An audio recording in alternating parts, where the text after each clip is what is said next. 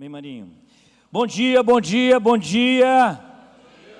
Todo mundo está acordado, bem alimentado, maravilha. Bom, como o Marinho falou, eu sou Marcelo Fraga, eu sou de Vitória do Espírito Santo. Toda vez que falar Vitória do Espírito Santo tem que dizer aleluia, então vamos testar. Eu sou Marcelo Fraga, de Vitória do Espírito Santo. Isso aí, gente, é por aí, Jeová. Bom, não estou morando em Vitória do Espírito Santo. Não, toda vez tem que ir, aleluia. Estou morando em Aracaju atualmente, mas qualquer dia desse, se ligar para mim, dentro dos próximos 30 dias, pode ser que eu não esteja mais lá. Ei, nossa vida aí, para quem já nos conhece, né? O vento sopra e aí ele vai nos levando, né, para alguns lugares. Bom, eu sou pastor de igreja, né? Pastorei igreja, eu sou pastor na Igreja Batista Nacional, atualmente lá em Aracaju, e dentro da Convenção Batista Nacional, geralmente eu trabalho em revitalização e transições de igreja, basicamente resolvendo BO. O BO, se é grande, Marcelo, tem como você vir para cá para nos ajudar? Então, obrigado, lindão de Jesus. Então, geralmente a gente atua, né, em revitalização, transições de igrejas, né, junto à nossa convenção. No MAP, para quem já conhece o MAP, né, o MAP tem, né, é uma família de ministérios, um deles principal é o Pastoreio de Pastores. Gedmar liderou durante muito tempo Pastoreio de Pastores, passou o bastão para mim, eu passei para Ari, e Ari jogou agora para mim novamente. Então, estamos numa nova transição e eu reassumindo o PDP no Brasil. Também sou parte da Envisionar, quem conhece a Envisionar, Josué Campanhã, tem alguns eventos que acontecem aqui em Cuiabá, como Summit. Também tem o Discipule, que é onde a gente planta um projeto discipulado nas igrejas, programa de liderança e de planejamento estratégico. Na grande maioria dos casos, né, das parcerias da Envisionar, eu que sou um dos mentores, né, a maioria fica comigo, as mentorias para os pastores e igrejas. Esse ano eu estou via Envisionar com 170 igrejas, né, algumas denominações e algumas outras igrejas independentes, a gente mentoreando, implantando o projeto de discipulado ou de planejamento estratégico ou de liderança. Estamos implantando o projeto discipulado em toda Deus é Amor, né, no Brasil. Então, né, de vez em quando a gente está aqui em Cuiabá, dando treinamento na Deus e Amor, faço a barba e vou para lá. E assim a gente vai, né, servindo aos irmãos. Você não pode, você, misericórdia, você entrou lá, já levanta a mão e fala, sai capeta da barba. Então, assim, a gente tem né, servido a muitos irmãos. No Brasil, estamos com a denominação menonita também, dos irmãos menonitas, implantando todo o processo discipulado, posse de barba, e também em algumas denominações a gente tem feito isso, pela graça de Deus. Amém? Dentro da nossa convenção, a gente tem, né, revitalizado muitas igrejas, nos últimos anos, basicamente 10 igrejas de forma direta, pastoreando e fazendo a revitalização e a transição, de forma, né, não direta, indiretamente, também outras igrejas. Então, meu papel aqui não é a parte inspiracional, é a parte estratégica que a gente vai ter essa manhã e na manhã de amanhã. Falando sobre pastoreio de pastores, antes que eu esqueça, no intervalo de amanhã, aqueles que querem conversar um pouquinho sobre o pastoreio de pastores aqui em Cuiabá, Mato Grosso, né? Dionísio também, se puder, a gente vai ter 10 minutinhos aqui desse lado, no intervalo do café, para conversar um pouquinho do pastoreio de pastores interdenominacional, do MAP. Eu sei que tem muitos que estão envolvidos em pastoreio de pastores na denominação, aqui na Convenção Batista Nacional tem vários, mas a ideia é começar ou desenvolver ou retomar um projeto do pastoreio de pastores, não é do ISD, porque muitos também já estão, mas do pastoreio de pastores, né, do MAP, interdenominacional, e a gente quer conversar com você 10 minutinhos para a gente dar um pontapé inicial e depois a gente dar seguimento online, tá bom? Pode ser? Jóia, então naquele cantinho ali, amanhã, no intervalo, 10 minutinhos. Seguindo aí, página 10, nós vamos falar sobre odres, né? Temos falado sobre vinho, Gedimar tem falado sobre, né, vinho pessoal, Marinho também vai falar sobre um processo mais discipulador, como é nossa cultura. Meu papel aqui é falar sobre os odres, e nessa manhã eu quero falar sobre discernir os odres. Então, vinho novo em odres velhos não dá certo, não funciona. Marcos capítulo 2, versículo 22, e ninguém põe vinho novo em odres velhos. Se o fizer, o vinho rebentará a vasilha, e tanto o vinho quanto o odre se estragarão. Ao contrário, põe-se vinho novo em odres novos. E a gente precisa discernir, então, se o nosso odre, né, e falando da igreja de forma direta, se o nosso odre, nós que lideramos igreja, estamos presidindo igreja, ou somos parte de uma igreja, o odre está novo ou o odre está velho. Se eu estou, né, buscando colocar vinho novo, eu preciso saber se o meu odre está novo ou o meu odre está velho. E uma das formas de a gente entender esse conceito de odres falando sobre os estágios de desenvolvimento natural da igreja. Eu coloquei aqui 6 estágios que geralmente eu costumo pensar e trabalhar quando estou mentoreando a igreja. Quais são os 6 estágios de identificação para entender em que momento nós estamos? 6 estágios de desenvolvimento natural da igreja. Não ficou muito bom aqui na tela, né? Mas tem aí na sua figura. Quais são os 6 estágios de desenvolvimento da igreja? Coisa linda! Quem foi? Vou dar um beijo em você. Dá um beijo nele para mim, que eu estou longe. Beijinho, dá um beijinho na testa. Na cabeça aí. Dá não? Então vamos lá. Quais são os estágios de desenvolvimento? Primeiro estágio de desenvolvimento, para a gente identificar onde você se encontra, você se identificar onde você se encontra, é o estágio de plantação de uma igreja. Plantação de uma igreja, quando a gente está mentoreando algumas igrejas que vêm estar conosco numa conversa, falou, pastor, já estou aí, 4 anos na igreja, a igreja chegou a 100, chegou a 150, caiu para 80, está em 50. Falei, não, você está plantando ainda uma igreja. Às vezes, por causa da quantidade de tempo que a gente está, né, iniciando uma igreja, um projeto, a gente tem um processo, às vezes, alguns booms, né, que a igreja dá, e depois uma sanfona, né, vai diminuindo, sai uma família, sai 2, sai 3, chega a 4, sai 7, e assim vai. Mas esse é um processo natural. Você tem líderes, esses líderes de repente vão embora, e aí levam um grupo, depois chega mais líderes prontos de outra igreja, e esse movimento, esse fluxo é natural que aconteça durante um tempo. Tem algumas igrejas que geralmente são postas na internet, no Instagram, que bombaram, mas isso é 1 em 1 milhão, não dá para comparar essas igrejas. A maioria das igrejas do processo de plantação demora basicamente 5 anos para dizer, plantamos uma igreja, agora a igreja está consolidada.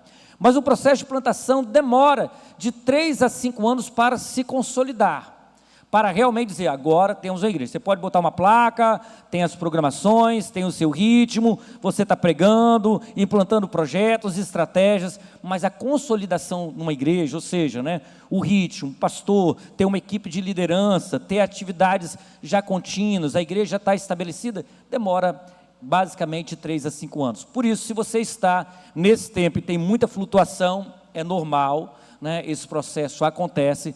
Por isso, persevera nesse processo de plantação, até consolidar essa igreja, até consolidar esse trabalho. Segundo estágio é o estágio que a gente chama de crescimento. Agora a igreja realmente já está estabilizada e pode então desenvolver e crescer mais. Esse estágio geralmente é de 5 a 10 anos, que tem um crescimento contínuo. Muitas igrejas têm esse crescimento, às vezes adotando alguma estratégia. Talvez nos últimos 10, 15, 20 anos, né, o modelo celular, ele foi dessas ferramentas de Deus, desses movimentos de Deus, que ajudaram muitas igrejas a crescerem, né? E aí é um processo de crescimento de 2, 3, 4 anos, de forma intensa. Às vezes, lá atrás ainda, né, quem é mais um pouco antigo, tinha outros modelos de igreja, igreja com propósito, né, rede ministerial e vários outros modelos de igreja, que a gente meio que pegava carona, você que é pastor de igreja, pegava carona em um desses modelos, implantava, e havia um nível de crescimento com um projeto novo de 3, 4 anos, e depois, né, batia no teto, né, no novo teto.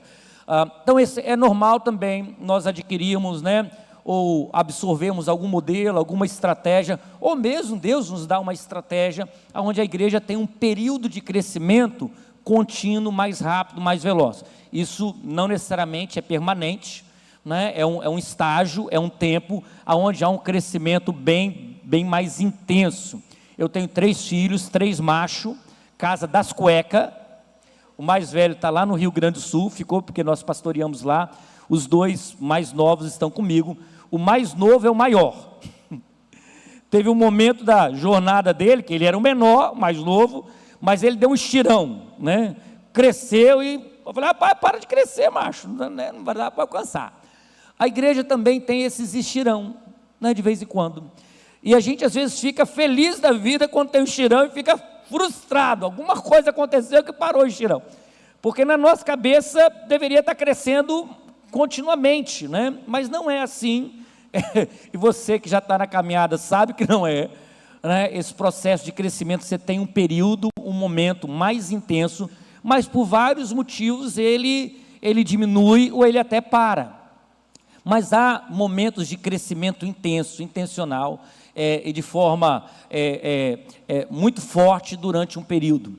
Geralmente de 5 a 10 anos depois da consolidação, esse é o processo. O que nós precisamos fazer quando estamos crescendo? Precisamos realmente... Oi, sim, Gede.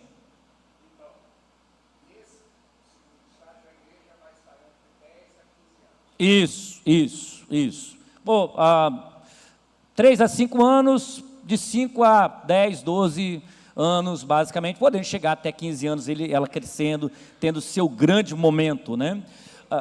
8 a 15, isso. Depois de 5 anos, ali mais 10 anos, basicamente, tendo um crescimento, em algum momento, tendo estirão. Pode ser que seja todo esse período, pode ser que seja um período curto, com um crescimento forte, pode ser que seja um crescimento anual contínuo, mas haverá um período. Imagina você que pastoreia a igreja pelo menos há 15 anos. Tem alguém aqui que pastoreia a mesma igreja pelo menos há 15 anos? Joia. Então você olhando para trás, faz uma avaliação, uma análise, período que houve um boom de crescimento. Possivelmente foi, geralmente, nesse período que houve um crescimento intenso, né? Geralmente. O que a gente faz? Né? Geralmente a gente fala da modelagem, né? Estabelecer modelos para esse período de crescimento, seja o modelo que Deus te deu, ou seja um modelo incorporado. Então vou voltar ao G12, M12, o movimento celular. Geralmente você fez o que quando teve um estirão? Teve um modelo, fez uma modelagem de algum processo e houve um crescimento. Ou de repente foi um modelo que Deus te deu, que você implantou na época do GED, da Ágape lá, teve os grupos familiares, então houve um crescimento forte dentro do movimento de grupos familiares, na época do MAP discipulado, grupos familiares. Então houve um modelo, houve um processo de modelagem que foi sendo implantado para facilitar o processo de crescimento. Geralmente tem alguma estratégia, um modelo estratégico que nos ajuda a crescer. Pode ser absorvido de fora para dentro, né, de alguma igreja que está funcionando e a gente absorve. Pode ser algo que Deus colocou no seu coração e isso serve de modelo para que as pessoas intencionalmente possam seguir um ritmo, uma caminhada dentro da jornada. Na revitalização de igreja, que no meu caso, né, é período curto, intenso, geralmente eu uso modelos já consolidados para facilitar. Muitas vezes, dependendo da igreja, eu uso modelos, né, como Universidade da Família, né, curso Homem Máximo, Mulher Única, né, Aliança e esses cursos assim, porque numa revitalização isso fica mais fácil, eu pegar um modelo que já está consolidado e implantar numa igreja, ok? Às vezes eu pego um outro modelo para uma revitalização, porque eu não tenho tempo numa revitalização de gastar muito tempo pensando em como revitalizar. O pessoal está decaindo, que a gente vai falar depois. Então, modelos são importantes. Modelos não são essenciais, mas elas são importantes, tanto para você, para liderar, como para, né, ajudar as pessoas a entenderem o caminho que você está colocando. Agora, tome cuidado para não usar um modelo que não faça sentido, porque isso pode ser um tiro no pé, né, como para pegar um pacote fechado e colocar. Pode dar muito certo, ou pode dar muito errado. Então, você realmente precisa discernir. Agora, não é permanente, é por um tempo. Não acho que nenhum modelo vai ser permanente. É por um tempo, para um propósito, para um papel, e depois ele precisa ser reinventado, precisa ser remodelado, precisa haver mudanças, senão o pessoal se cansa, né? O projeto, né? O modelo, ele tem um timing, ele tem um tempo de durabilidade. Terceiro é o platô. O que é o platô? E a gente estava conversando hoje de mais domingos, que na verdade o platô, na nossa cabeça, o platô é uma coisa linear, mas o platô não é linear, o platô é, né, oscilação. Você chega, bate num, sei lá, 100 membros, ou 200 membros, ou 300 membros, ou alguma coisa assim, bateu no teto e parece que, né, sonfona, aí passa a sonfona, né, cresce, diminui, mas é um crescimento pequeno e uma diminuição às vezes pequena, não é algo intenso, decaindo, nem algo crescente, bateu no platô, você fica ali naquele movimento, né? Nem cresce muito, nem diminui muito, pode ser que você esteja diminuindo mais do que crescendo, mas você não percebe quando você está no platô. Quando você está crescendo, você percebe que está crescendo, mas quando você está no platô, pode ser que você esteja diminuindo gradativamente e não perceba. Quando você vai perceber, já perdeu um bom número de pessoas. E esse é o estágio que a maioria das igrejas se encontram. Bateu no teto todas as estratégias, projetos, visão que recebeu de Deus, cresceu e depois não consegue mais romper. Tenta uma coisa, tenta outra, às vezes algumas pessoas chegam na igreja, se integram, outras pessoas saem, mas realmente não há uma mudança grande de membresia ou de frequentadores durante 1, 2, 3, 4 anos. Então não tem um tempo, porque a maioria das pessoas permanece no platô depois e não conseguem mais romper, não consegue. A igreja se estabiliza, né, de certo sentido, naquele número. Geralmente é uma igreja que chegou a 200 membros e permanece 200 membros, talvez para o resto da vida, praticamente, com flutuações. Ou 300 membros e assim, ou 100 membros, assim, a maioria das igrejas no Brasil tem menos de 100 membros, grande maioria. Cerca de mais de 80% das igrejas no Brasil tem menos de 100 membros, Então, chegaram nesse platô para elas e não crescem mais. E ali ficaram e permaneceram. E o platô é muito complicado, porque o platô a gente gastou muito das nossas energias, estratégias, modelos, e às vezes a gente não sabe o que faz para romper o platô. Pode ser que a gente precise perguntar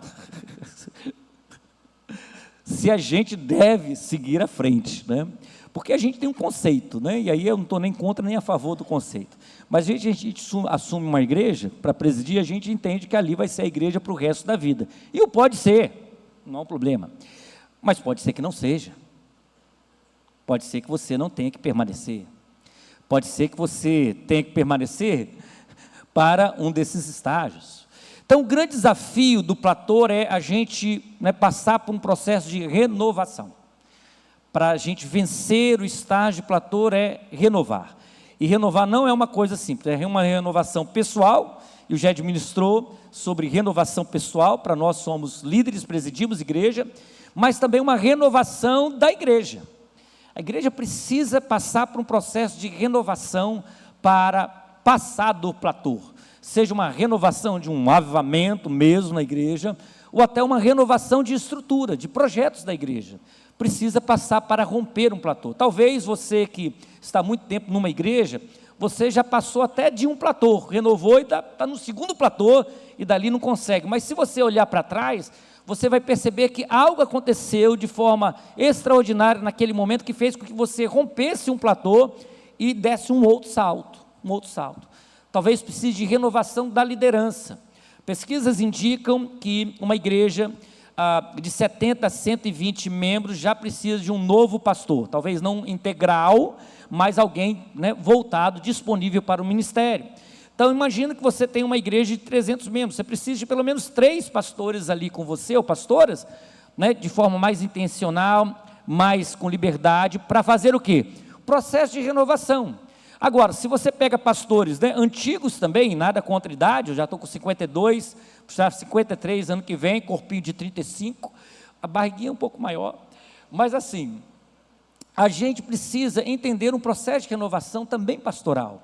na equipe. Por exemplo, Marinho aqui, ele tem pastores bem jovens, isso é muito bom.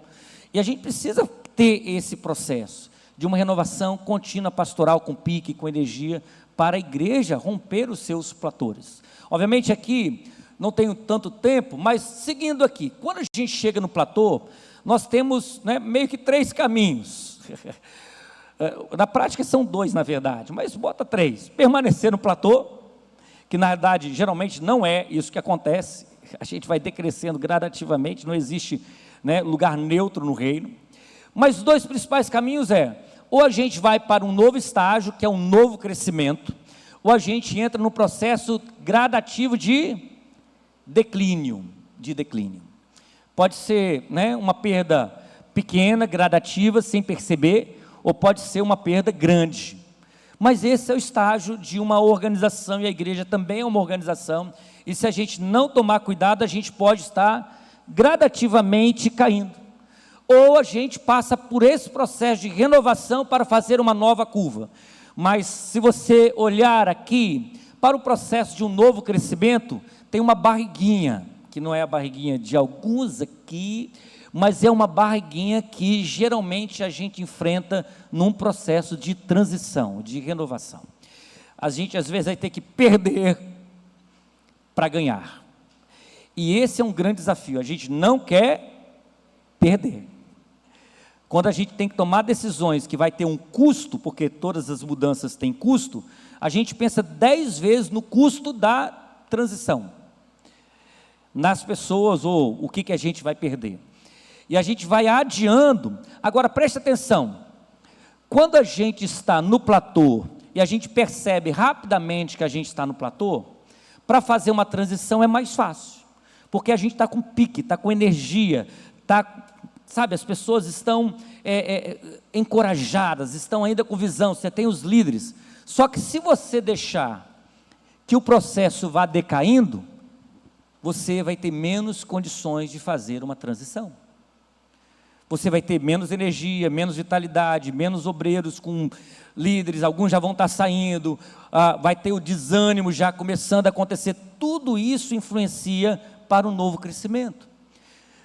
E aí, a demora de tomar decisões, claro que a gente não vai tomar uma decisão simplesmente por tomar, mas a demora de tomar decisão pode ser crucial para uma transição e para um novo crescimento. Se demorar demais, talvez você vai ter muito mais esforço para fazer esse processo, e talvez você não tenha. Talvez você não seja a pessoa para fazer, porque sua energia já foi. Talvez é melhor que uma outra pessoa entre, né, com pique, com gás, e faça esse processo.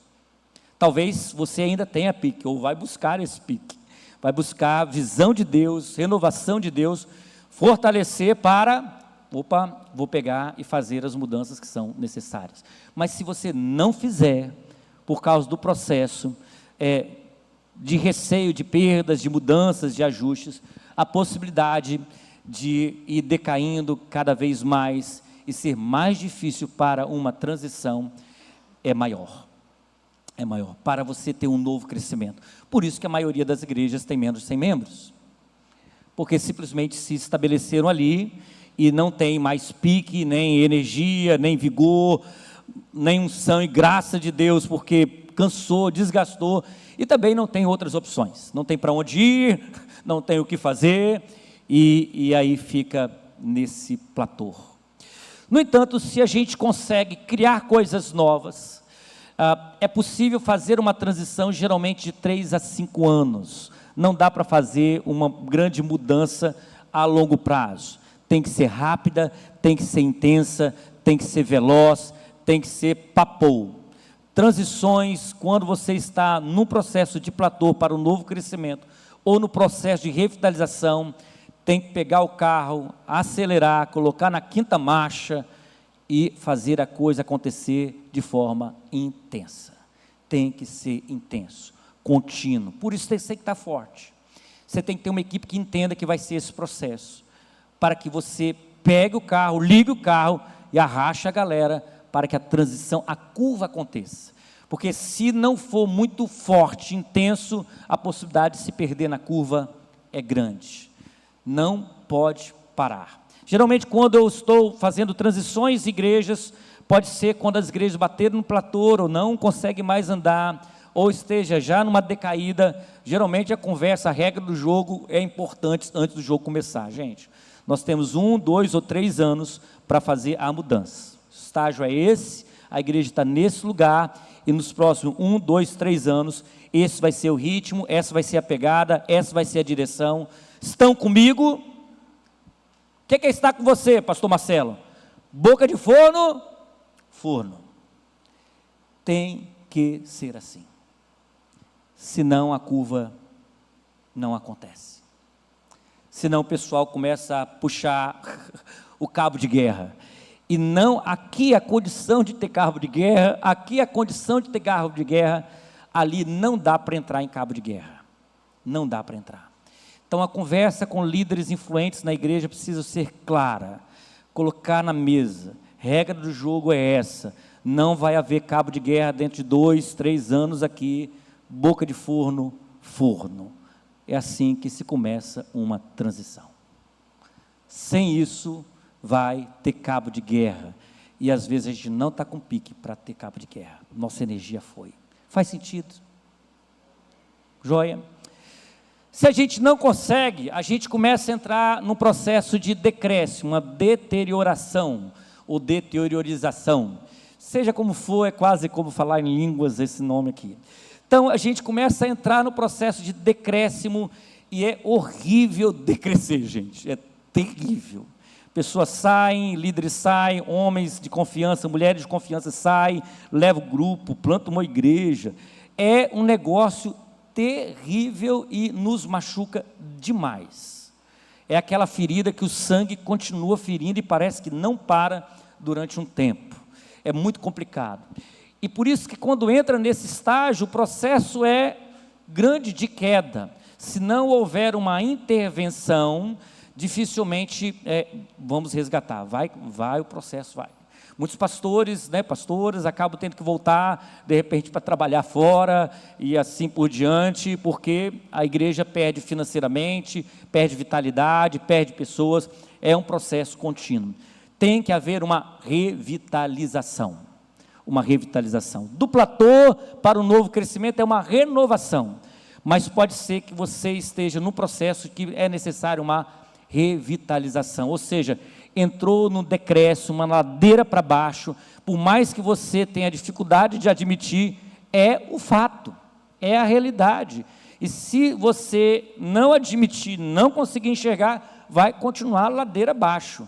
Então eu preciso parar, pensar numa revitalização, não é só uma renovação. Uma renovação, tem um nível de energia, mas uma revitalização, o nível de energia é muito maior, o nível de estratégia é muito maior, o nível de apoio que você precisa é muito maior, o nível de pique que você precisa é muito maior, entendendo que você já está com um nível bem mais baixo de energia e vigor espiritual.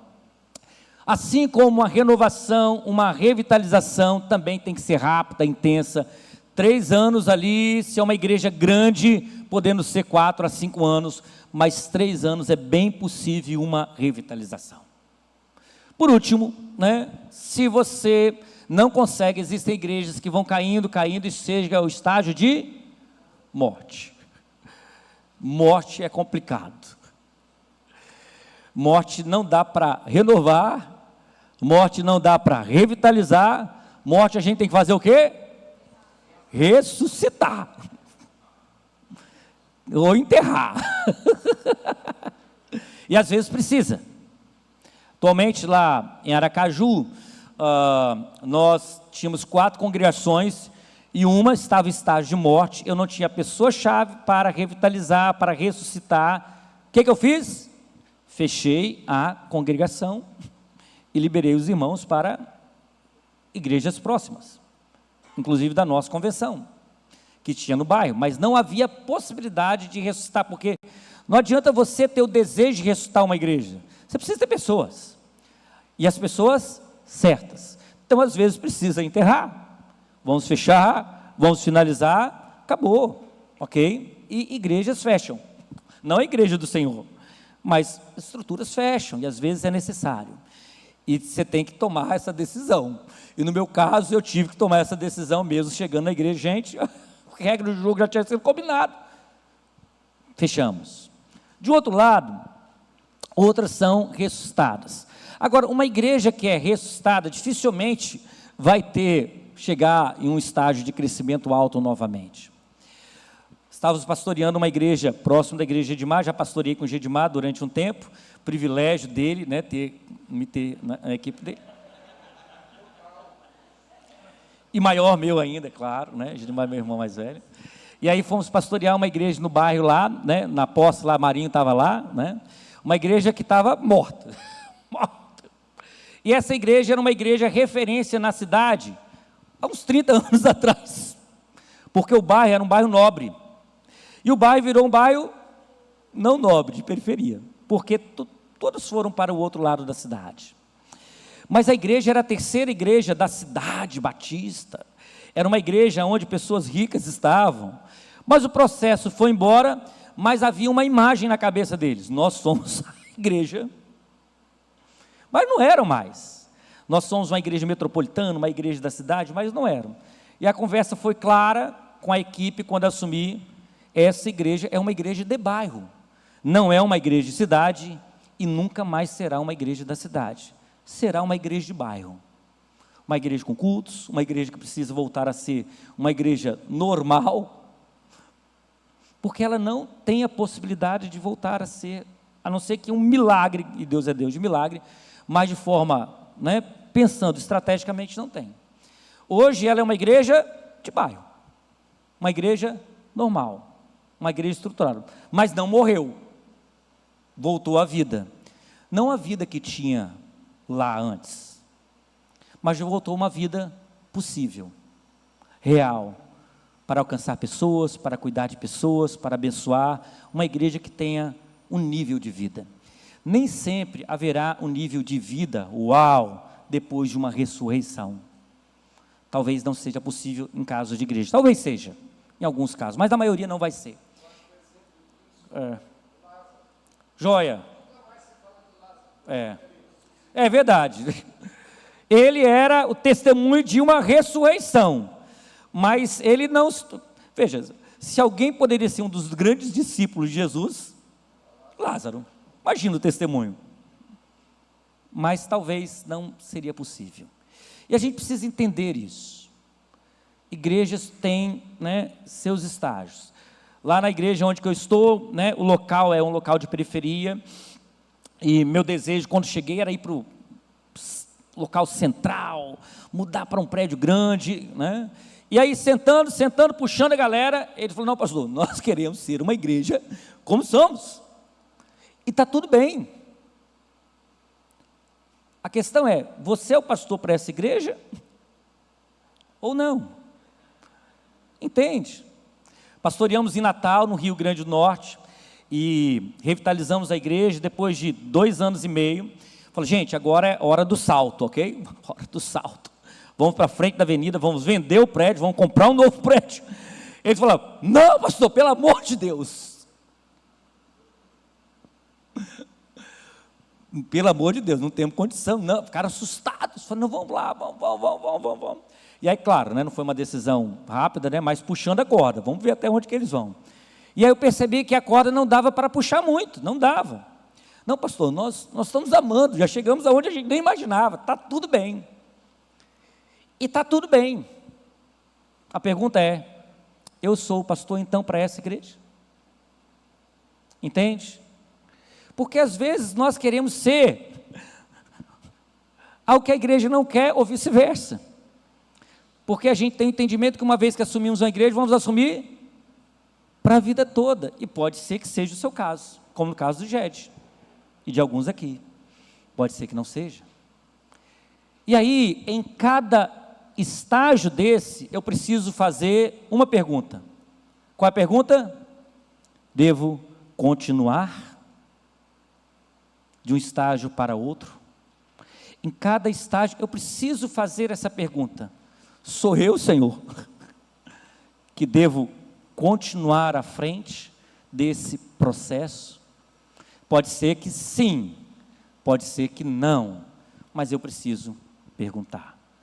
Agora, é importante também entender, volta lá, varão, ô varão, volta, pelo amor dos meus filhinhos. Aê, obrigado.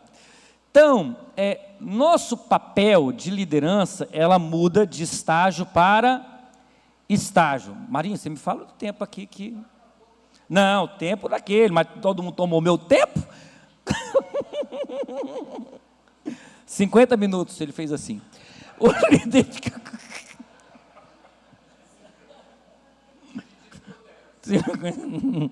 Já melhorou. Aqui, ó. Nós temos perfis diferentes, chapéu. Bota o chapéu assim na sua cabeça, assim, ó. Isso aí. Tem alguns que têm a cabeça maior. Então, em cada período, nós temos que pensar que temos um papel, um perfil de liderança diferente. Por exemplo, o que é certo? É certo ser um líder centralizador ou descentralizador? Depende. Imagina que o prédio está pegando fogo. Você é o bombeiro ou a bombeira. Chega lá, você é uma pessoa descentralizadora, participativa. Gente, estamos aqui, tem fumaça ao nosso redor, o fogo está subindo. O que vocês acham? Deixa eu ouvir cada um. Enquanto não chegarmos a um consenso, não vamos sair desse lugar. Morreu todo mundo. Você entendeu? Não existe perfil de liderança certo. Existe o perfil de liderança certo para aquele momento. Por exemplo, se eu estou plantando uma igreja, visão, Deus me deu, estou plantando uma igreja. E aí, gente, vocês estão chegando para onde nós vamos? Não, é você que é o líder. Você lidera. E o líder tem que ser um líder diretivo, dá a visão. Esse é o seu papel enquanto líder que está plantando uma igreja. Não é descentralização, não é que você vai, né, tratar de forma não saudável, abrupta as pessoas, mas precisa entender que você é o líder. Não é uma liderança participativa quando você está plantando, você está começando, a visão é sua, Deus te deu. Então você precisa colocar como vai ser, qual vai ser o caminho que vocês vão tomar. As pessoas estão chegando, falou, ó, essa igreja está caminhando para essa direção. É por isso que Edmar estava falando, né, sobre uma experiência, que não é de plantação, mas uma pessoa que chegou lá, não reconhecendo, não aceito esse tipo de ministério, tem dificuldade. Então o Edmar falou, ó, esse lugar não é para você, não vai ser bom para você e não vai ser bom para nós. E ponto.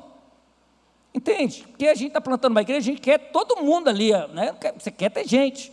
Mas se você não for claro com a visão, você vai ter saída contínua de pessoas e isso vai te machucar.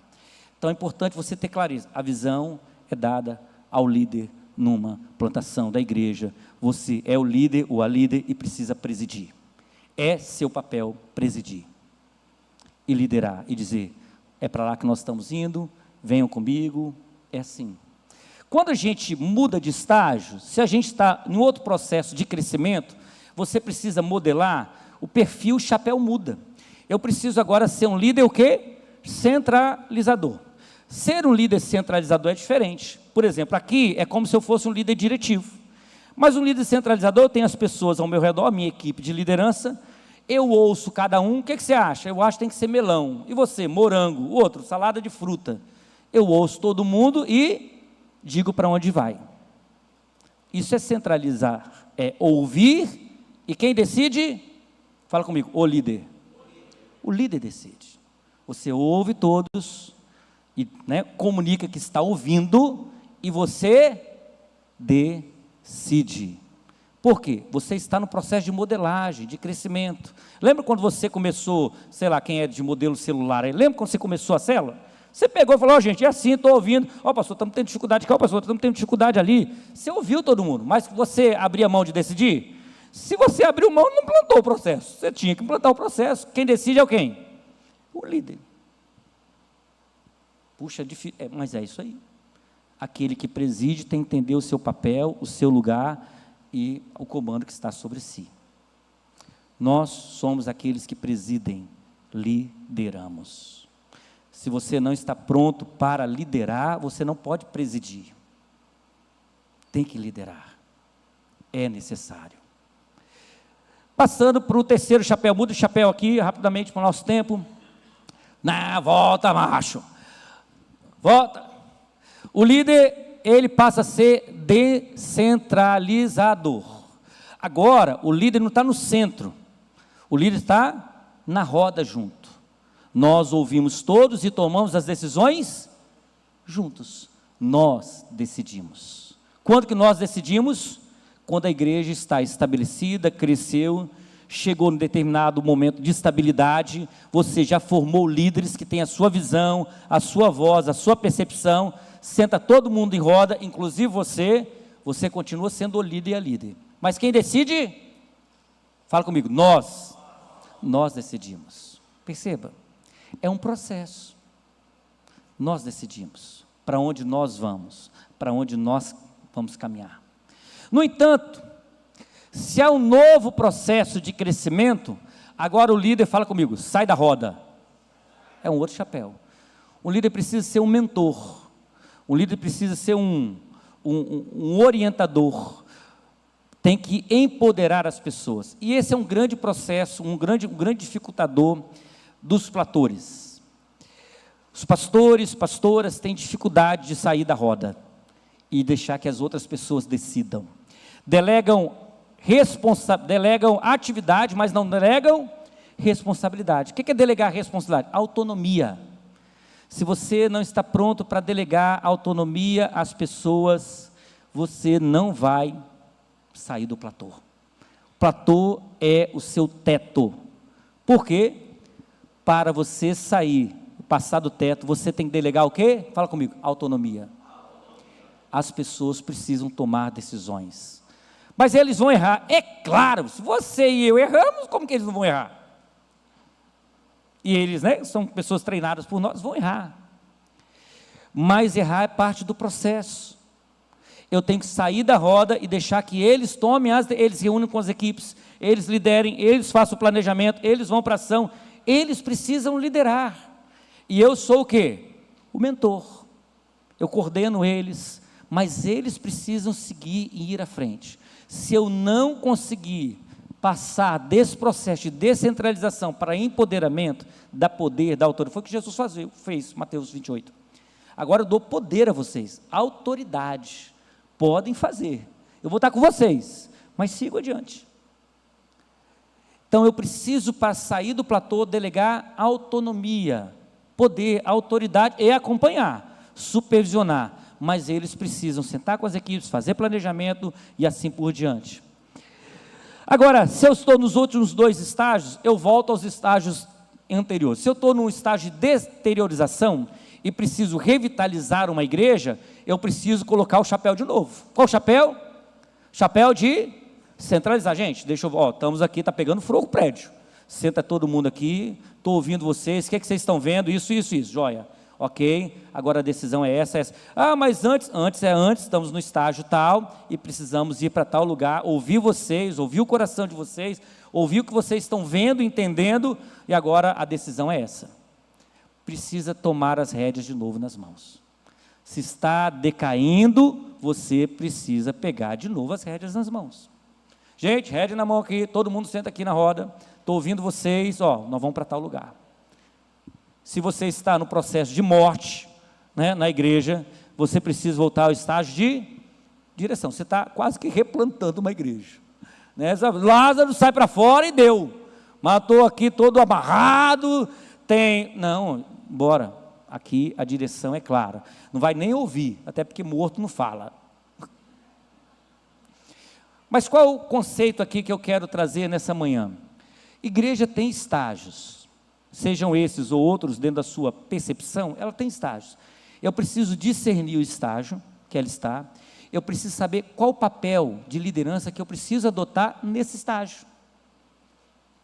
Porque senão eu estou com um papel de liderança no estágio que não é o estágio da igreja. Isso vai comprometer todo o processo.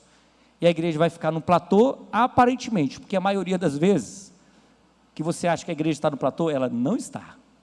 Ela está decrescendo gradativamente.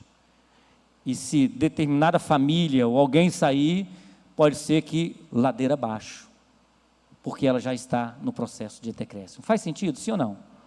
Agora passa aí, varão. É isso, coisa linda de Jesus. Agora, fala comigo, fala assim, eu. Então agora eu preciso pensar que eu também tenho ciclos na minha vida. Porque às vezes a igreja está vivendo um ciclo e eu posso estar vivendo outro. A igreja pode estar indo muito bem e eu posso estar em um outro processo na minha vida pessoal e ministerial. Faz sentido, sim ou não? E o oposto também é verdade. Pode ser que estejam alinhados a mesma coisa, mas nós também temos um processo, né? O Alex Dias Ribeiro, que é autor de Fórmula 1, ele tem um livro chamado 5S, e é muito legal. À tarde, no programa de mentoria lá, tem um pouquinho lá descrito aí no seu material, falando sobre os 5S. Mas nós passamos por S's na nossa vida ministerial. Primeiro, do líder, né? Você. Às vezes nós estamos o quê? No S de sonhos. Seja quando você está começando uma igreja, plantando uma igreja, ou iniciando uma igreja que você assumiu, você está com sonhos ardendo no seu coração, cheio de paixão no seu coração, sonhos às vezes surreal para algumas pessoas, como o Zezinho lá do Egito, né? Para as pessoas, até para ele era algo que ele nem entendia, mas tem sonhos no seu coração. Passa desse estágio, você vai para o estágio de S de sucesso. O que é o estágio de sucesso? Você vê frutos, você vê que aquilo que você plantou está acontecendo, aquilo que você sonhou começa a ter símbolos, né, sinais de que está indo pelo bom caminho, a coisa está indo bem, e você começa a crescer, você começa a ter algum nível de estabilidade no crescimento, você começa a ter resultados na sua vida, família, ministério, finanças, o processo está indo bem, você está crescendo, as pessoas já chegam perto de você assim, ô macho, põe aqui a mão na minha cabeça, aqui você está indo bem. Você vira boa notícia já ao seu redor, né? Se torna visível, as pessoas vão atrás de você para buscar orientação, porque você está no estágio de crescimento, S de sucesso na sua vida, pessoal, ministerial, espiritual, ou até à frente da liderança. Mas aí chega o terceiro S, S de deserto. Ué, mas deserto não começa com S, começa, Saara. Não tem como escapar de Saara, todo mundo passa por um Saara, não tem, gente. Às vezes é uma doença que pega a gente de surpresa, às vezes é um desafio familiar que pega a gente de surpresa, às vezes são erros mesmo da nossa jornada, pecados, mas todo mundo passará por um Saarazinho na sua vida. O Saara pode ser a melhor coisa que pode acontecer na vida de um homem e de uma mulher. É o Saara que muda os S's da nossa vida. Depois que um homem, uma mulher passa pelo seu Saara, seu deserto, seja no casamento, seja na vida pessoal, seja familiar, seja ministerial, espiritual, seja erros ou pecados, seja consequência da vida, porque a vida ela é real, ela não é um desenho, a vida é real, e passamos no Saara. Depois do Saara, temos dois caminhos. Ou vamos e fazemos uma nova curva, e aquilo que a gente queria, sucesso, ganha um novo nome. O S de sucesso vira uma busca por significado, legado, marcas. Antes a gente queria conquistar, está tudo bem. Depois a gente quer deixar legado. Antes a gente queria resultado. Depois do Saara a gente quer relevância. O Saara muda a nossa percepção. Antes que a gente queria multidão de pessoas, agora a gente quer discipular pessoas de multidão, ou não, mas pessoas. O Saara, ela muda a nossa perspectiva daquilo que a gente quer ter ou deixar na vida. É a fase também que a gente se torna meio avô. Quem é vovô aqui ou vovó?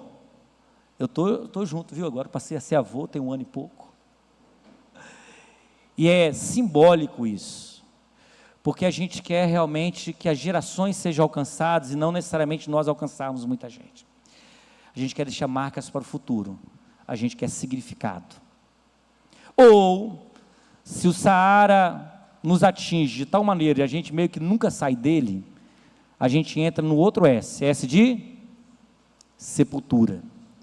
A maioria, né, de homens e mulheres de Deus, que não conseguiram significado naquilo que sonharam um dia, é porque o Saara os atingiu de tal forma, eles nunca conseguiram sair plenamente.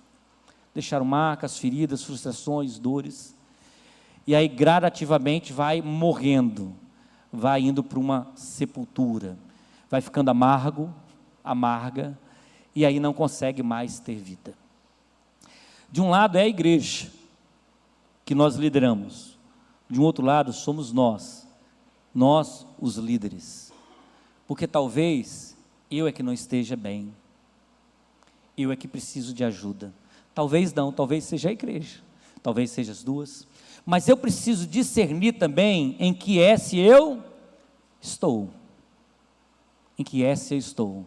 Aqueles que me acompanham já há algum tempo, eu passei um tempo lá em Rondônia, morando em Rolim de Moura, né, revitalizando uma igreja, ao mesmo tempo restaurando a minha família. Né? Meu filho entrou no processo de dependência química, e foi terrível, tivemos que parar tudo, puxar o freio de mão, focar na família, na casa.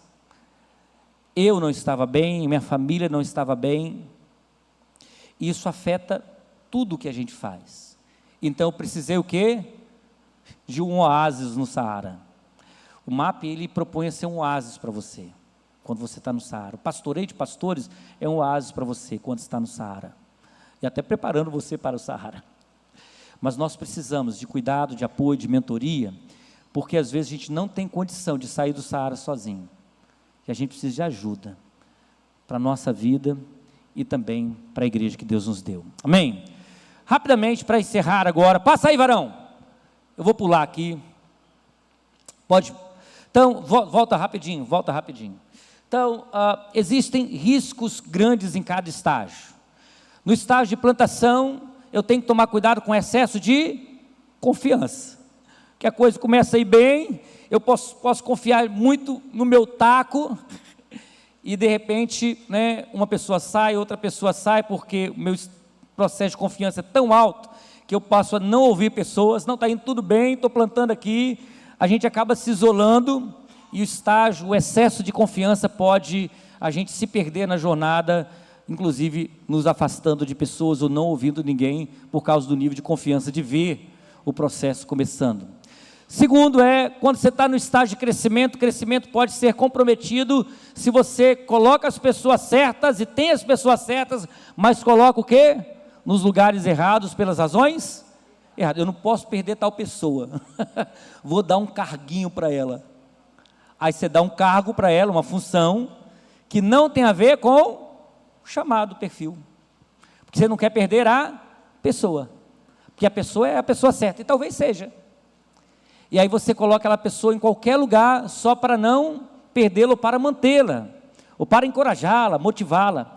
Mas se você coloca a pessoa certa, no lugar errado, e pela razão errada, você pode comprometer o crescimento da igreja. Quando a gente está no platô, geralmente a gente procura o quê? Negar os riscos e perigos. Não, nós já chegamos aqui, se você soubesse de onde eu saí, ok, mas eu preciso ter clareza dos fatos. Quais são os fatos? Jim Collins, seu livro Empresas Feitas para Vencer, ele usa duas palavras, né? Uma frase, eu preciso ter eu preciso ver a verdade nua e crua, fatos, como ela é, sem cores, preto no branco e talvez um cinza, mas eu preciso ter uma fé inabalável, que Deus me deu uma palavra, que Deus me chamou, que esse é o meu papel, que Deus me colocou à frente dessa igreja ou desse ministério. As duas coisas podem conviver e devem. Eu preciso ver a realidade e ter a fé naquilo que Deus me prometeu, e convergir essas duas coisas. Se você só vê a verdade nua e crua, ou os fatos, e não tem fé, já era. Você não vai ter força para seguir. Se você tiver muita fé, mas não vê a verdade, você não vai ter clareza para tomar as decisões certas, e a coisa não vai mudar. Eu preciso das duas coisas, preciso de alguém, uma assessoria, alguém de fora, que nos ajude a entender os pontos cegos. Meu filho, minha irmã, esses são os fatos, esse é o diagnóstico, e agora? Agora é fé, palavra, direção de Deus, clareza, para seguir em frente. Mas eu preciso ter um retrato claro, entender qual é o propósito de Deus. Se eu estou no processo de decréscimo, eu tenho que perguntar: Deus, sou eu ainda aqui? O Senhor me chamou, ou deveria ser outra pessoa que vai conduzir esse processo? A maioria das igrejas que eu pego nesse estágio. Os pastores não aguentam mais, por alguma razão, e aí a gente vai revitalizar para, né, levar a pessoa, a igreja, a um estágio novo, para estabelecer um outro líder, um outro pastor, e aí dar seguimento. Por último, se está num estágio de morte, eu tenho que tomar cuidado quanto à nossa identidade versus o senso de propósito. Às vezes, né, a gente se agarra aos sensos de propósito tão grandes. Não, essa é uma igreja do Senhor, ela não vai morrer, ela não vai fechar, mas talvez a nossa identidade como igreja está perdida. Muitas igrejas já pegaram 10 modelos, né? Modelo igreja com propósito, modelo rede ministerial, modelo celular, modelo M12, modelo G12, modelo MDA, e a igreja perdeu o quê? A sua identidade. Uma miscelânea, não sabe mais quem ela é. Importante a igreja voltar à sua identidade, importante. E aí voltar ao senso de propósito para retomar. Amém? Para casa, passa aí, enquanto o Marinho está subindo. Algumas perguntas para você fazer, né, durante a madrugada. 4 perguntas fundamentais para a sua vida. Com base nesse diagnóstico inicial, o que eu preciso? Colocar um ponto final. Tem coisas que precisamos finalizar.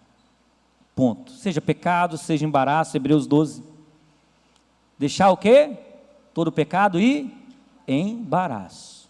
Às vezes não é pecado, é um embaraço, mas precisa colocar um ponto final. O que eu preciso começar? Escreva. O que eu preciso começar? Coisa que eu estou aguardando o tempo certo. Talvez o tempo já chegou, o tiro de largada foi dado, você ainda não correu. Então comece na sua vida aquilo que você já deveria ter começado. Na sua vida, o que você precisa? Continuar. Existem coisas que não precisam mudar. Existem coisas que precisam continuar. Tudo tem o seu tempo. E algumas coisas não precisam mudar. Algumas coisas precisam continuar. Como diz a profeta Dolly. Continue a nadar, continue a nadar, continue a nadar.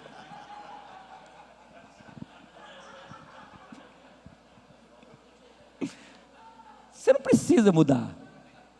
Gente, nem sempre precisa mudar. Às vezes é continuar. Perseverar naquilo que Deus te deu. 4ª pergunta, quanto à sua vida, o que você precisa? Esperar. Tem coisas que você não tem clareza. Então aguarde para tomar a decisão correta. Passa aí, varão. Quanto à vida da igreja, as mesmas 4 perguntas. O que eu preciso finalizar na igreja? Finaliza da forma correta, com cuidado, mas preste atenção. Se você é o líder, você é o responsável. Não queira que as pessoas se agradem com suas decisões, nem sempre é possível. Tem decisões que você tem que tomar e vai pagar o preço. E geralmente o preço é seu nome na boca da galera, mas está tudo bem. Você é o líder. Tem coisas que tem que tomar decisão e dar ponto final. Às vezes a gente adia uma situação por causa dos efeitos colaterais, porque nós que somos líderes, toda decisão haverá efeito colateral, inclusive não tomar a decisão. Mas pode ser que você esperar 1 ano, 2 anos para tomar essa decisão, a bomba vai ser maior. O Gedimar viveu isso claramente. Aguardou 1 ano, 1 ano, alimentando o inimigo. Os outros vão entender? Não. Mas você é o líder e você tem que ser responsável pela sua decisão. É o papel de liderar. O ônus e o bônus. Gedimar esperou 1 ano, depois ele pode contar, alimentando ali, e tudo certinho, organizado, combinou, orou, planejou, mas não adiantou. A decisão era para ser tomada, colher os cacos e depois os frutos, mas aí os cacos aumentaram. Assim sou eu, assim é você, se a gente adia decisões que são fundamentais, tem que ser tomada. Nem todo mundo vai entender, mas tem que ser tomada. É papel do líder. O que eu preciso começar, não demore, comece, tem coisa que você precisa começar, o que eu preciso continuar, o que eu preciso esperar, e agora para passar para o Marinho, passa aí, varão, receba! Aê! Dentro dessa jornada precisa ser o planejamento estratégico, a gente precisa planejar, gente, se não planejar, e eu não vou entrar nisso agora, amanhã eu entro, 5 R's para o planejamento. Quando a gente vai mentorear, assessorar uma igreja, a gente precisa gradativamente, passo a passo, ajudar o líder e a sua equipe a entender o caminho. Amém? Então, quero finalizar, vamos colocar de pé. Vai fazer ainda? Ah, tá bom, porque eu estava aqui correndo. Você vai fazer? Mas deixa eu orar antes de você fazer a dinâmica. Coloca a mão no seu coração. Depois o Marinho vai fazer uma dinâmica. Deus te chamou para liderar. Romanos 12 fala sobre o dom de liderança, o dom de presidir. Aquele que tem o dom de presidir, que presida. Aquele que tem o dom de liderança, que lidere. Eu quero orar hoje para que você tenha, ou perca, melhor dizendo, o medo de liderar. Perca o medo de liderar. Lidere. Seja a igreja, um ministério, você foi chamado para liderar. Lidere. E mude o ambiente que Deus te deu. Lidere e chame as pessoas para lhe seguir. Lidere e dê o norte para as pessoas irem. Lidere. Haverá coisas boas e ruins, se você liderar ou não. Então lidere. Conduza a igreja que Deus estabeleceu nas suas mãos, ou o povo que Deus te deu. E o ministério que Deus estabeleceu sobre a sua vida. Lidere, não lidere sozinho, lidere com outras pessoas. Lidere com ajuda, mentoria, lidere com equipe, mas não deixe de liderar. Coloca a mão no seu coração. Pai, eu oro pelos meus irmãos e irmãs, e por mim também. Recebemos de alguma forma, Pai, o dom de liderança, o encargo de liderar. Tira toda dúvida de cada coração, se eu sou um líder ou não. Nós recebemos o encargo de liderar, e o Senhor não nos dá o encargo sem a capacidade para isso. Temos graça do céu sobre a nossa vida. Fomos chamados para tocar a trombeta, para liderar e estabelecer os seus desígnios nessa terra. Arranca o medo do nosso coração. Livra-nos do medo das consequências. Nos dá temor do Senhor, mas não medo. Que a graça que recebemos do Senhor é essa que vamos repartir. E nós queremos, Pai, receber um renovo sobre o nosso coração, de uma liderança sem medo, uma liderança com temor do Senhor, mas uma liderança sem medo. Fomos chamados para liderar. E quando um líder se coloca na posição e melhora, tudo ao seu redor melhora e é transformado também. Em nome de Jesus. Amém.